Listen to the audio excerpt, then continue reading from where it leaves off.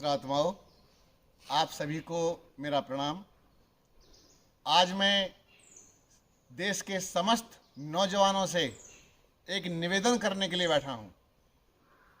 मैं उनसे निवेदन यही करता हूं कि अपनी नींद को छोड़ो, प्रमाद छोड़ो, आलस्य छोड़ो, नशा मुक्त हो जाओ। अगर तुम दुर्बल रहे, कमजोर रहे तो कभी भी देश आगे नहीं बढ़ सकता। राष्ट्र को आगे बढ़ाने के लिए मजबूत, सुदृढ़ नौजवानों की आवश्यकता है। आज मैं देखता हूं कि हमारा देश अंदर से खोखला होता चला जा रहा है और ये खोखला देश खोखले लोगों से होता है। इसीलिए अपने अंदर परिवर्तन लाओ। जब तक तुम अपने अंदर परिवर्तन नहीं लाओगे तब तक देश में परिवर्तन नहीं आएगा, देश में मजबूती नहीं आएगी। क्योंकि मजबूत कंधों पर ही देश मजबूत होता है, मजबूती पाता है।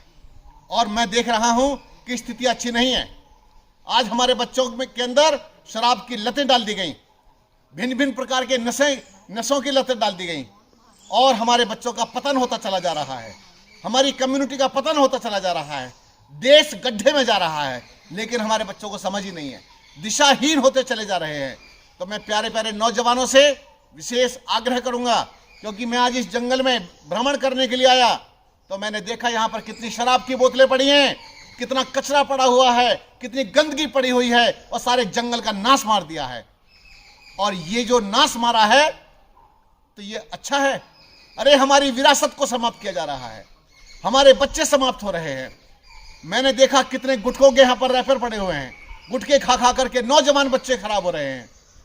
और सबसे बड़ी समस्या एक और आती चली जा रही है कि हमारे परिवार निर्वंशिया हो रहे हैं, हमारे वंश समाप्त होते चले जा रहे हैं, हमारे परिवारों में रिश्ते खत्म होते चले जा रहे हैं, क्योंकि हमारे बच्चे ठीक समय पर विवाह नहीं करते, हमारे बच्चों के विवाह सही समय पर नहीं होते। सरकार ने भी 21 वर्ष लड़कों की और 18 वर्ष लड़कियों की आयु रखी गई, इसीलिए कि ठीक समय पर विवाह कर सको तुम, और विवाह करो और ठीक समय पर अपनी संतान उत्पत्ति करो। जब तक तुम इस नियम को नहीं धारण करोगे तो याद रखना तुम्हारे वंश खत्म हो जाएंगे, समाप्त हो जाएंगे। मैं देखता हूं तुम्हारे घर में एक बेटा है और उसके पीछे लाड प्यार रातों दिन मां बेचैन है, परेशान है, रातों दिन परेशान है, लेकिन बच्चा किसी काम का नहीं रहा। क्यों? उस बच्चे को बीमार बना दिया है, उसने खिला खिला के बीमार बना दिया है। वो इतना जिद्दी हो गया है, वो किसी की बात मानने को तैयार नहीं है। तो इसीलिए मैं कहता हूं, अगर तुम्हारे घर में 4 पुत्र हैं, 5 पुत्र हैं, बेटियां हैं तुम्हारे घर में, भरा पूरा परिवार तुम्हारा है, तो तुमको एक शक्ति मिलती है, ऊर्जा मिलती है। तुम्हारी ऊर्जा समाप्त। एक बेटा है, तुमने उसको इंग्लैंड भेज दिया है, जर्मनी भेज दिया है, कहीं दूसरे देश में काम करने के लिए चला गया। मैं कहता हूं कि जो लोग अपने बच्चों को विदेश में काम करने के लिए पढ़ाते हैं, अक्सर वे माँ बाप दूसरों के कंधों पर शमशान जाते हैं। तो हमें दूसरों के कंधों पर शमशान नहीं जाना है, हमारे बच्चे हमको शमशान तक तो लेके जाएं। कम से कम इतना तो बच्चा पैदा करो। अरे कम से कम 4 कंधे मजबूत होने चाहिए।